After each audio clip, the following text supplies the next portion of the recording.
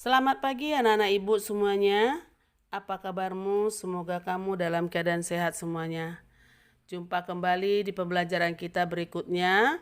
Nah, sebelum kita memulai pembelajaran kita, ada baiknya terlebih dahulu kita berdoa menurut agama dan kepercayaan kita masing-masing. Berdoa dimulai. Berdoa selesai.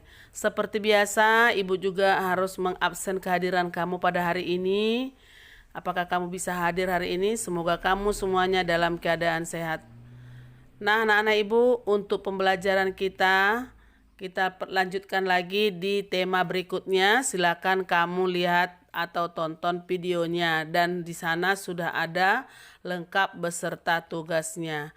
Nah, anak-anak, sekian untuk pagi ini, silakan kamu tonton videonya. Terima kasih. Video kali ini kita akan belajar tematik SD kelas 6, tema 1, subtema 3, pembelajaran 1. Subtema 3 kita kali ini berjudul Ayo Selamatkan Hewan dan Tumbuhan. Nah, di pembelajaran kali ini kita akan belajar 3 muatan mata pelajaran, yaitu sebagai berikut. Ada muatan IPA, kita akan belajar menjelaskan pentingnya pelestarian hewan dan melaporkan cara melestarikan hewan di lingkungan setempat.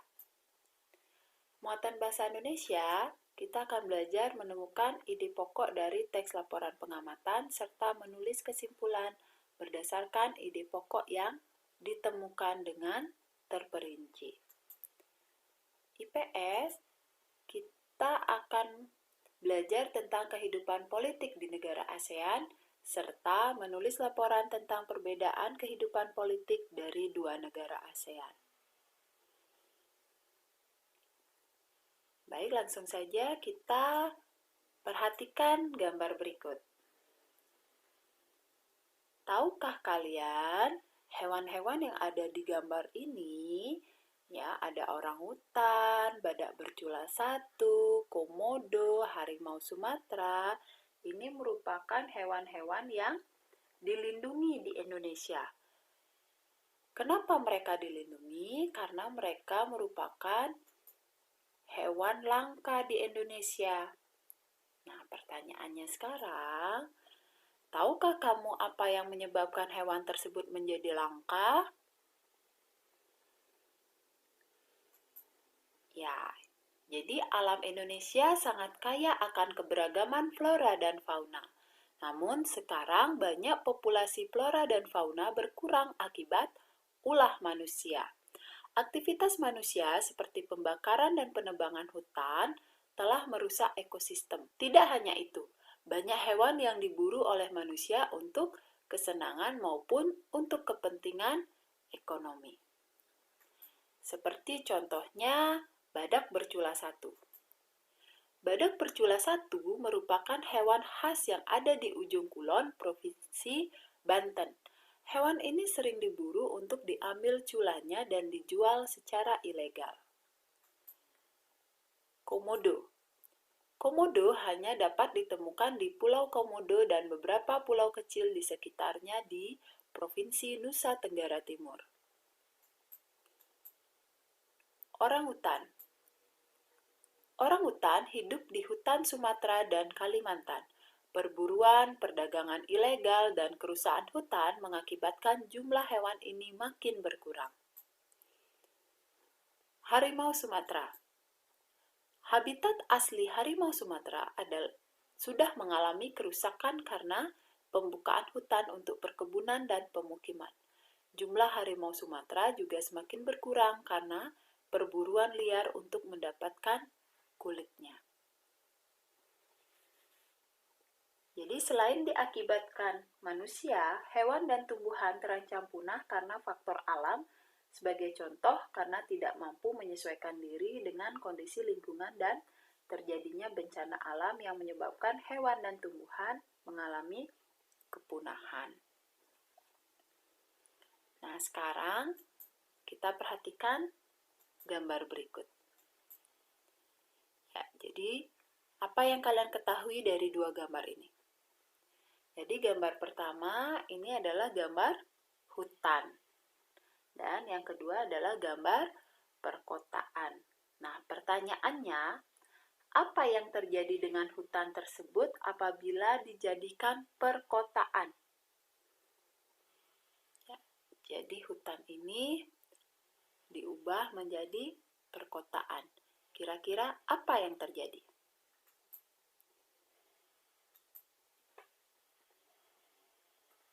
Ya, jika hutan dijadikan perkotaan, maka area resapan air akan berkurang. Meningkatnya ancaman banjir dan longsor, terjadinya kerusakan ekosistem dan juga terancamnya kelestarian flora dan fauna yang ada di dalam hutan tersebut. Lalu bagaimana nasib hewan-hewan yang ada atau yang hidup di hutan tersebut? Ya, pastinya hewan-hewan yang ada di hutan akan terancam punah karena kehilangan habitat mereka. Pertanyaan selanjutnya, di mana hewan-hewan tersebut akan tinggal jika hutan tersebut telah musnah dan dijadikan perkotaan? Jika hutan telah musnah, maka mereka tidak memiliki tempat hidup sehingga mereka akan punah.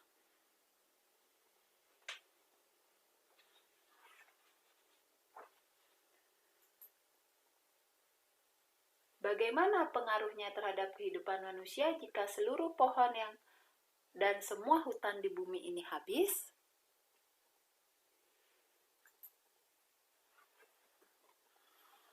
Hutan selain berperan dalam siklus air, dia juga berperan sebagai penyedia oksigen bagi makhluk hidup lainnya. Hutan juga menyerap karbon dioksida. Tanpa ada hutan, maka produksi oksigen akan berkurang, sementara kadar karbon dioksida di udara akan meningkat, yang menyebabkan kehidupan manusia akan terganggu. Nah, jadi melihat jawaban dari 4 permasalahan yang dapat ditimbulkan dari perubahan hutan menjadi perkotaan, dapat kita lihat bahwa penting bagi kita untuk melestarikan alam ini. Jadi mulai dari melestarikan hutan, kita bisa melestarikan habitat dari flora dan fauna yang ada di dalam hutan tersebut. Bertambahnya jumlah penduduk dunia dan semakin meningkatnya kepentingan manusia menyebabkan hutan di dunia semakin terancam kelestariannya. Nah, apa yang harus dilakukan manusia untuk menjaga kelestarian hutan dan hewan di dalamnya?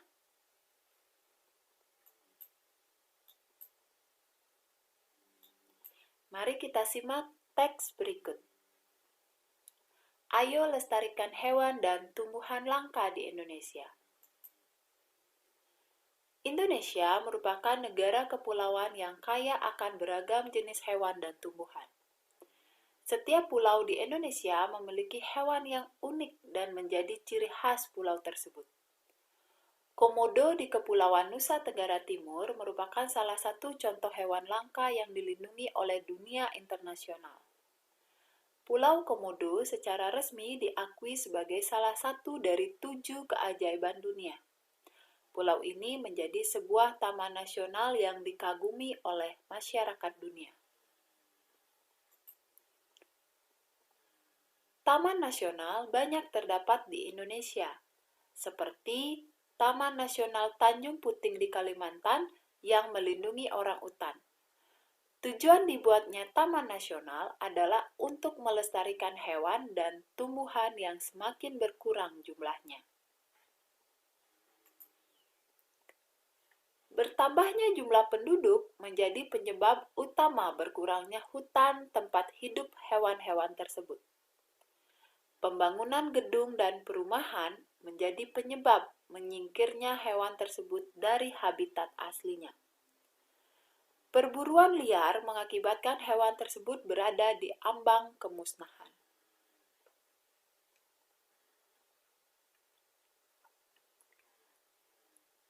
Nah, jadi mengapa hewan-hewan tersebut perlu kita lestarikan? Dan apa manfaatnya bagi kelangsungan hidup manusia?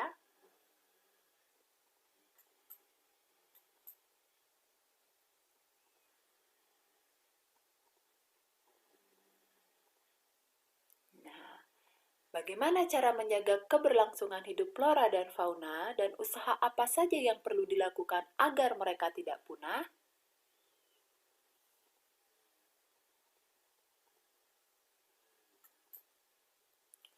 Nah, berikut langkah-langkah yang telah dan dapat dilakukan untuk melestarikan hewan langka. Yang pertama, dengan membuat peraturan mengenai Undang-Undang Perlindungan Hewan Langka. Jadi, pelestarian hewan merupakan tanggung jawab bersama antara pemerintah dan masyarakat. Salah satu upaya pemerintah dalam menjaga kelestarian hewan langka yaitu dengan mengeluarkan undang-undang perlindungan bagi hewan langka dan undang-undang perburuan. Sehingga pemerintah akan memberikan sanksi yang tegas baik bagi pemburu maupun orang yang memperjualbelikan hewan yang dilindungi. Langkah yang kedua, memberikan perlindungan terhadap tempat hidup hewan. Nah, seperti pada bacaan di atas bahwa pembuatan Taman Nasional itu adalah salah satu bentuk dari perlindungan terhadap tempat hidup hewan. Nah, selain Taman Nasional, jadi pemerintah juga berupaya melestarikan hewan yang terancam punah dengan membangun tempat-tempat perlindungan seperti cagar alam, yaitu daerah pelestarian tempat hewan dan tumbuhan yang ada di dalamnya dilindungi oleh undang-undang dari bahaya kepunahan. Swaka Marga Satwa adalah daerah pelestarian hewan liar yang ada di dalamnya beserta tempat hidupnya. Taman Nasional merupakan daerah pelestarian alam yang dimanfaatkan untuk ilmu pengetahuan dan pendidikan, serta rekreasi dan juga pariwisata. Taman Hutan Raya adalah suatu daerah pelestarian alam terutama untuk tujuan koleksi tumbuhan dan satwa alami ataupun satwa buatan. Taman Wisata Alam merupakan hutan wisata yang memiliki keindahan alam, baik tumbuhan, hewan, dan alam itu sendiri yang mempunyai corak khas dan dapat dimanfaatkan bagi kepentingan rekreasi dan kebudayaan. Langkah selanjutnya yaitu pengembangbiakan hewan yang dilindungi. Salah satu upaya menyelamatkan dan melestarikan hewan dilakukan dengan mengembangbiakan secara buatan. Manusia membuat tempat khusus untuk mengembangbiakan hewan, misalnya penangkaran hewan. Contoh penangkaran buaya di Papua dan Bogor, penangkaran burung cocak rowo di Solo, dan penangkaran orangutan di Tanjung Puting, Kalimantan Tengah. Selain itu, membantu perkembangbiakan hewan dapat dilakukan dengan inseminasi buatan. Inseminasi buatan itu adalah perkembangbiakan pada hewan dengan cara menyuntikkan sperma dari hewan jantan pada hewan betina. Langkah selanjutnya adalah penggunaan bahan alternatif. Bahan sintetis atau tiruan dapat digunakan untuk mengganti pemanfaatan bagian-bagian tubuh hewan. Cara ini ditempuh untuk menggalakkan pelestarian hewan. Nah, setiap hewan yang hidup di sekitar kita mempunyai peran masing-masing dalam ekosistemnya. Nah, bagaimana dengan hewan dan tumbuhan di daerahmu? Apakah kelestariannya terjaga? Untuk mengetahui hal tersebut, berikut tugas yang harus kalian kerjakan. Carilah informasi tentang satu jenis hewan yang menjadi ciri khas di wilayah tempat tinggalmu. Kemudian lengkapilah tabel berikut.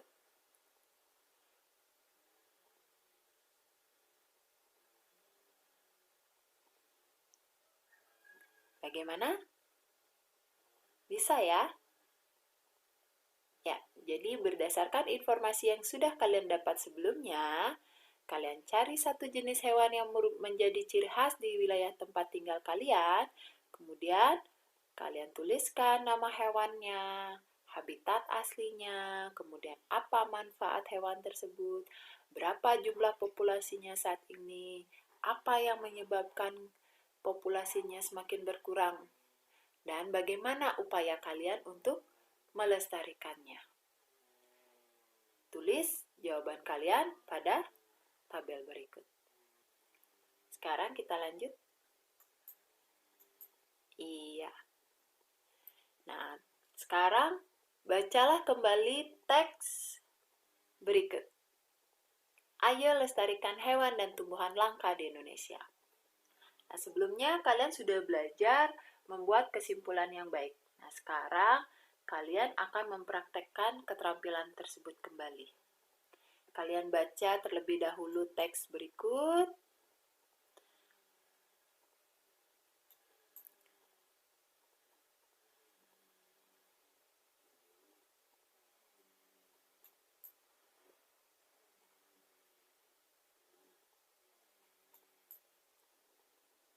Nah, tugas kalian adalah mencari ide pokok pada tiap paragrafnya. Setelah kalian menemukan ide pokok tersebut, kalian akan menyusun kesimpulan berdasarkan ide pokok yang telah kalian temukan. Kalian harus menulis kesimpulan tersebut dengan menggunakan kosakata baku.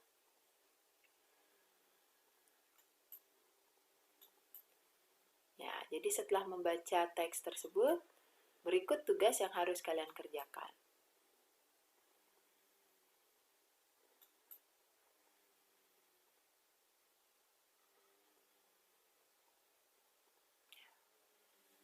Gampang ya? Jadi, bacalah teks tersebut dengan seksama. Temukan ide pokoknya, kemudian buat kesimpulannya.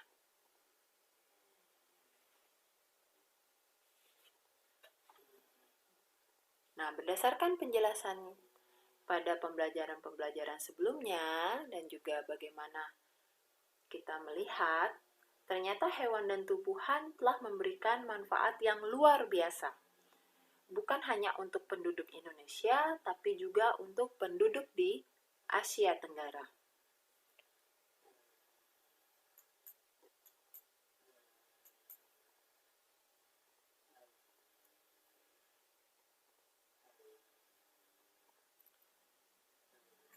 Nah, simaklah teks berikut.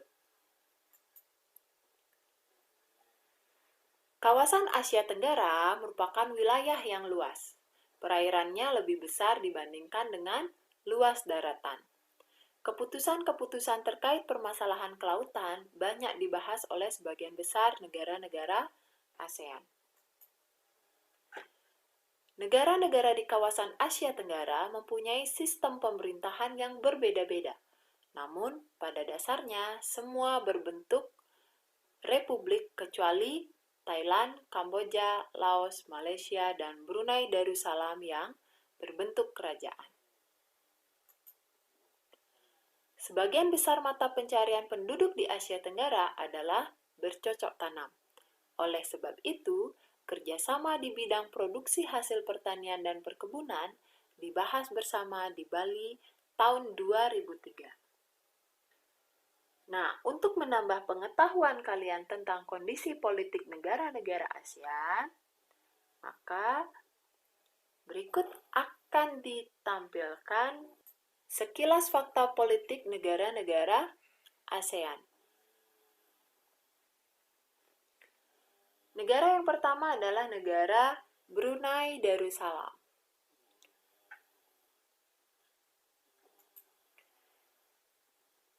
Kepala negaranya disebut raja, kepala pemerintahannya adalah Perdana Menteri, bentuk pemerintahannya adalah monarki absolut, ibu kotanya Bandar Sri Begawan, hari kemerdekaannya 23 Februari, bahasa yang digunakan adalah Melayu, Inggris, Mandarin. Mata uangnya adalah dolar Brunei. Lagu nasionalnya Allah Peliharakan Sultan. Brunei adalah negara kecil yang terkenal di bagian utara Pulau Kalimantan. Brunei berhasil memperoleh kemerdekaannya pada tahun 1984, setelah hampir satu abad berada di bawah kekuasaan Inggris. Saat ini, Brunei merupakan negara yang pendapatan per kapitanya tertinggi di kawasan Asia Tenggara. Sistem pemerintahan Brunei berbentuk kesultanan Islam yang dipimpin oleh seorang sultan. Sultan Brunei menjabat sebagai kepala negara dan kepala pemerintahan, juga merangkap sebagai Perdana Menteri dan Menteri Pertahanan. Jadi, ini adalah gambar dari Haji Hasnal Bolkiah. Ini merupakan Sultan Brunei. Selanjutnya, kita ke negara Kamboja. Kepala negaranya disebut raja, kepala pemerintahnya adalah Perdana Menteri, bentuk pemerintahannya adalah monarki konstitusional, ibu kotanya adalah Phnom Penh, hari kemerdekaannya 9 November, bahasa yang digunakan bahasa Khmer dan Prancis, mata uangnya riel, lagu nasionalnya adalah Nokorich atau Royal Kingdom. Nah, luas wilayah Kamboja itu tidak besar. Wilayah Angkor merupakan pusat pemerintahan Khmer. Kamboja meraih kemerdekaannya dari Prancis pada 9 November 1953. Bangunan peninggalan Kekaisaran Khmer yang sangat terkenal adalah Candi Angkor, yang juga dijadikan sebagai lambang di bendera negara Kamboja. Nah, ini bendera Kamboja. Nah, ini gambar Hun Sen, itu adalah Perdana Menteri Kamboja. Nah, kita lanjut ke negara Indonesia. Kepala negaranya presiden, kepala pemerintahannya juga presiden. Nah, bentuk pemerintahannya adalah Republik Presidensil. Ibu kotanya Jakarta, hari kemerdekaannya adalah 17 Agustus. Bahasa yang digunakan adalah bahasa Indonesia. Mata uangnya rupiah, lagu nasionalnya adalah Indonesia Raya. Indonesia merupakan negara dengan luas wilayah terbesar di Asia Tenggara. Negara kepulauan ini memiliki kurang lebih 17.000 pulau. Penduduknya terdiri atas berbagai suku, agama, dan budaya.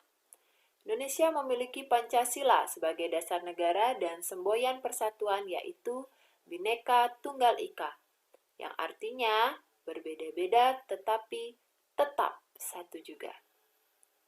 Nah, berikut bendera Indonesia dan juga gambar Bapak Joko Widodo yang merupakan Presiden Indonesia. Kita lanjut ke negara Laos. Kepala negaranya presiden, kepala pemerintahannya adalah Perdana Menteri, kemudian bentuk pemerintahannya Republik Sosialis, ibu kotanya adalah Vientiane, hari kemerdekaannya 2 Desember, bahasa yang digunakan adalah bahasa Lao, Prancis, dan juga Inggris. Mata uangnya kip, lagu nasionalnya adalah Peng Sat Lao atau Hymn of the Lao People. Nenek moyang penduduk Laos berasal dari Cina Selatan. Sekitar tahun 1800, sebagian besar Laos dikuasai oleh Siam. Pada tahun 1893, Prancis mengambil alih kekuasaan dan memerintah wilayah Laos. Berdasarkan perjanjian Ganeva pada tahun 1954, Laos ditetapkan sebagai sebuah negara yang bebas dan netral.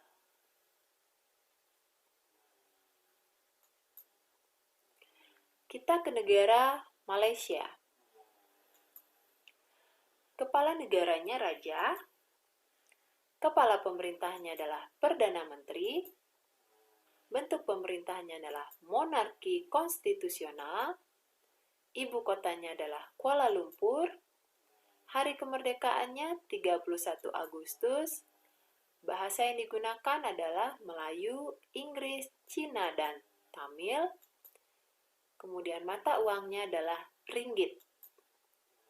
Lagu nasionalnya adalah Negaraku. Pada saat Perang Dunia Kedua, Jepang sempat menduduki Malaka. Akan tetapi, akibat kekalahan Jepang pada Perang Dunia Kedua, Malaka kembali direbut oleh Inggris pada tahun 1945. Pada tahun 1957, Federasi Malaya berhasil mendapat kemerdekaan dari Inggris dan Inggris juga menyerahkan Penang dan Malaka.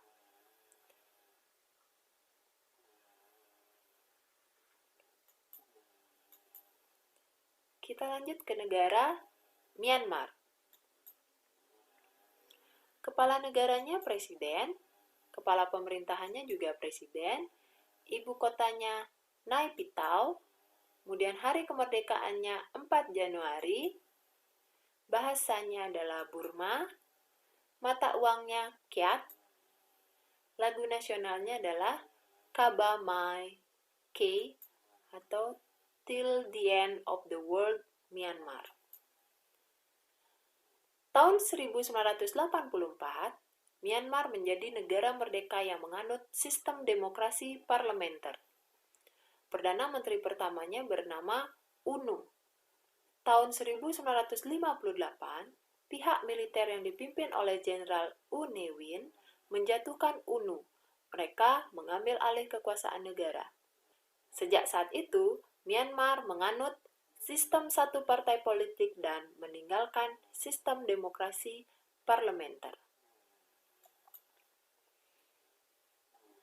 Ya. Kita lanjut ke negara Filipina.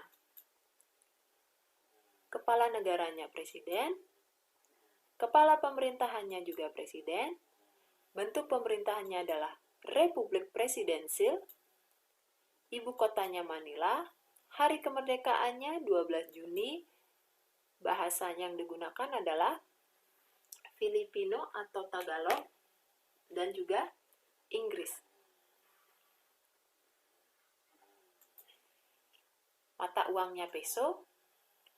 Lagu nasionalnya adalah Lupang Hinirang. Nama Filipina berasal dari Philip II, yaitu Raja Spanyol di abad 16 saat Filipina dikuasai Spanyol. Di tahun 1935, Filipina sudah memiliki pemerintahan sendiri, namun tertunda oleh Perang Dunia Kedua. Hingga akhirnya Amerika Serikat merebut kembali Filipina pada 1945 dan secara resmi mengakui kemerdekaan Republik Filipina pada tanggal 4 Juli 1946, yang sekarang dikenal sebagai Hari Republik.